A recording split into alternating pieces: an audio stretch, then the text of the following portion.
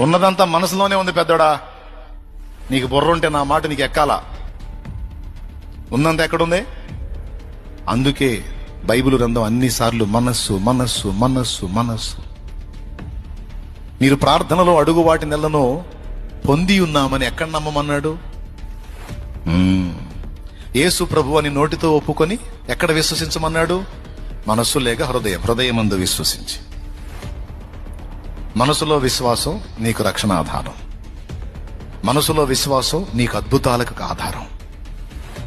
మనసులో మార్పు నిత్య జీవానికి ఆధారం.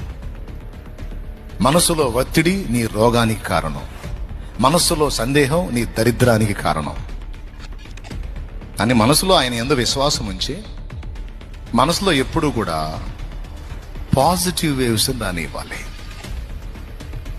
పాజిటివ్ వేవ్స్ని అంటే